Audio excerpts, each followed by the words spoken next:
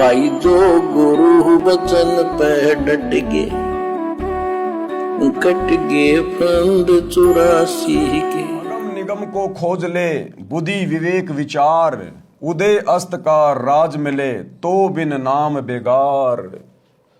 सतगुरुदेव क्या कह रहे हैं कि हे नादान प्राणी, इन शास्त्रों को पढ़कर, महापुरुषों के इतिहास को पढ़कर जो पहले घटनाएं घटित हो चुकी हैं, जो आगे तेरे साथ में बनेगी, तो उसके ऊपर थोड़ा सा विचार कर ले, थोड़ा सा बुद्धि विवेक लगा।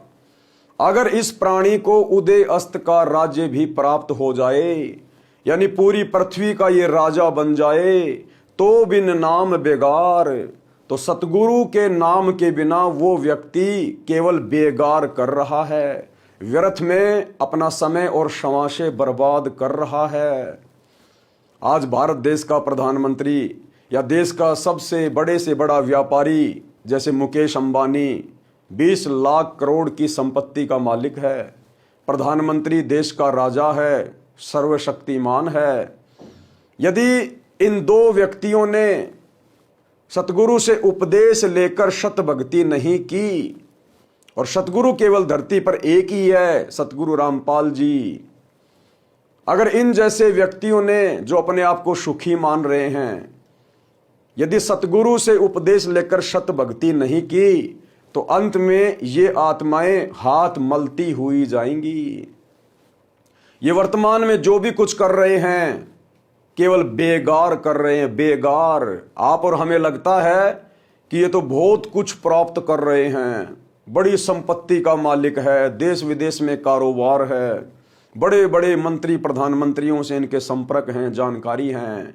लेकिन अंत समय में जब इनकी मृत्यु होगी, क्योंकि अमर तो कोई रहेगा नहीं, जाना तो सबको पड़ेगा, मंत्री को भी प्रधानमंत्री को भी, लेकिन अंत समय में बिना सतगुरु की सतभक्ति के ये आत्माएं खाली हाथ जाएंगी परमात्मा के दरबार में, धर्मराज के दरबार में नंगे होके खड़े होंगे।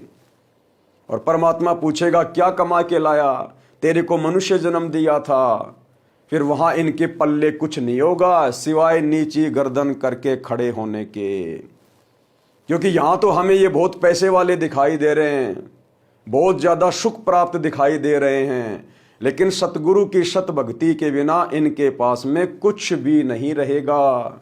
ये यहाँ की जान पहचान, यारी दोस्ती, फैक्ट्रियां, रिश्तेदारियां, धन दौलत, परिवार, ये सब यहीं रह जाएंगे। दो मुट्ठी राख बन जाएगा ये शरीर अंत में। और फिर ये प्राणी पछताएगा जब यम के दूत इसकी पिटाई करते हुए लेकर जाएंगे। जो शत भक्ति नहीं करता उस प्रधानमंत्री को भी यम के दूत नंगा करके लठों से मारते हुए लेकर जाते हैं।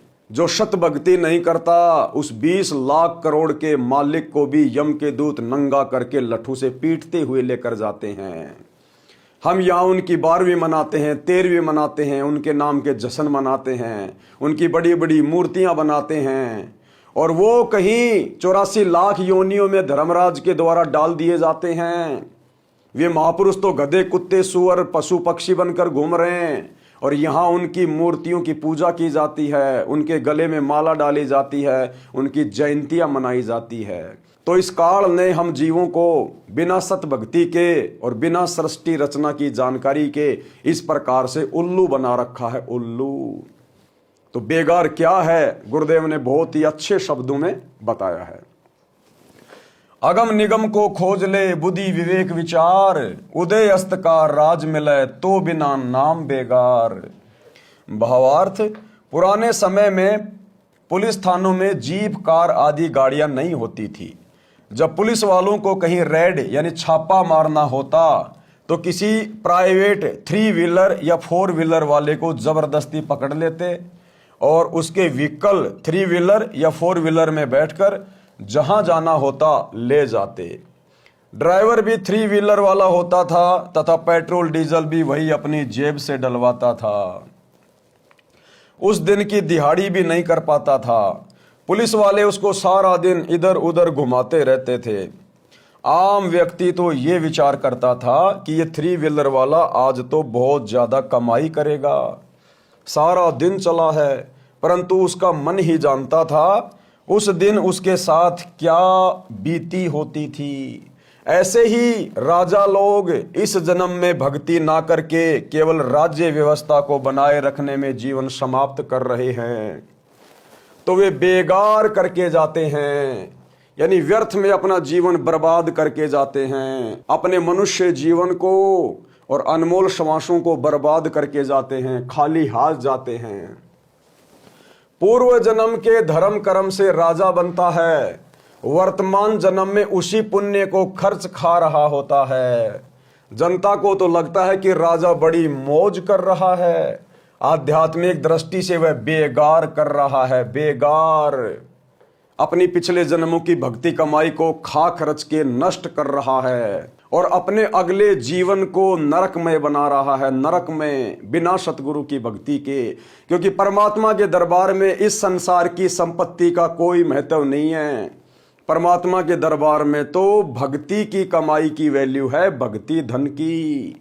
कबीरा सब जग निर्धना, धनवंता ना कोई, धनवंता सो ही जानिए जिसके पास राम नाम धन होए।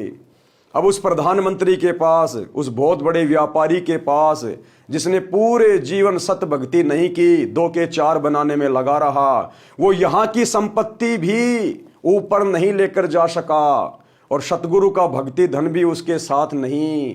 अंत में उसको 84 लाख योनियों में डाला जाएगा, 84 लाख योनियों में। और परमात्मा कहते हैं कि सत भक्ति ना करने वाला प्रधानमंत्री तो सीधा गधे की योनि में जाता है। कबीर परमेश्वर कहते हैं, एक हरि की भक्ति बिन राजा गधा हो, माटी लदे कुम्हार की घास न डाले को। भक्ति कमाई नहीं कर रहा है। यदि व्यक्ति पूर्ण गुरु से दीक्षा लेकर भक्ति नहीं करता है तो उसको चाहे उदय अस्त का यानी पूरी पृथ्वी का राज्य भी मिल जाए तो भी वह 3 व्हीलर वाले की तरह व्यर्थ ही मारो मार यानी गहमा गहमी कर रहा है। उसे कुछ लाभ नहीं होना। इसलिए राजा हो या प्रजा, धनी हो या निर्धन, सबको नए सिरे से भक्ति करनी चाहिए। उसी से उनका भविष्य उज्जवल होगा।